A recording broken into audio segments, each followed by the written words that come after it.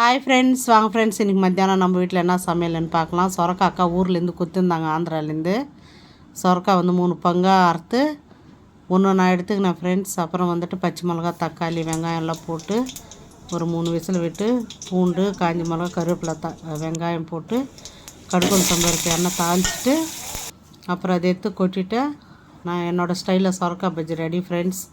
அப்புறம் இதுக்கு தொட்டுக்கிறது லிவர் தான் ஃப்ரெண்ட்ஸ் செஞ்சுருந்தேன்.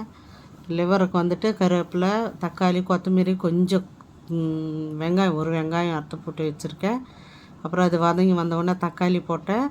அப்புறம் கொஞ்சோண்டு அப்புறம் அந்த லிவர் போட்டுட்டு மசாலா ஃப்ரெண்ட்ஸ், என்னோடய மசாலா பட்டை, லவங்கம் எல்லாம், மெழுகு, சீரகம் எல்லாம் போட்டு அரைச்சி தான் ஃப்ரெண்ட்ஸ் போட்டேன். அந்த மசாலாவும் நல்லா, அந்த லிவரும் நல்லா ஃப்ரை ஆகி வந்த உடனே இங்கே எவ்வளோ மிளகாத்தூள் தேவையோ அவ்வளோ தான் மிளகாத்தூள் போட்டு அப்புறம் ட்ரை பண்ணி எடுத்துடுங்க. இன்றைக்கி மத்தியானம் வாங்க ஃப்ரெண்ட்ஸ், என்ன நம்ம வீட்டில் லஞ்சுன்னு பார்க்கலாம். சுட சுட சாப்பாடு, அப்புறம் சொரக்காய் பஜ்ஜி, அப்புறம் லிவர் ஃப்ரை ஃப்ரெண்ட்ஸ். நல்லா அட்டகாசமாக இருக்கும் ஃப்ரெண்ட்ஸ் இந்த காம்பினேஷன். அப்புறம் கொஞ்சோண்டு பீன்ஸ் குழம்பு ஃப்ரெண்ட்ஸ். இதான் ஃப்ரெண்ட்ஸ் மத்தியானம் நம்ம வீட்டில் லஞ்ச். வாங்க ஃப்ரெண்ட்ஸ் சாப்பிட்லாம். நீங்கள் எல்லாம் சாப்பிட்டீங்களா? என்னோடய சேனல் பிடிச்சிருந்தால் லைக் பண்ணுங்கள், ஷேர் பண்ணுங்கள், சப்ஸ்கிரைப் பண்ணுங்கள் ஃப்ரெண்ட்ஸ். பாய்.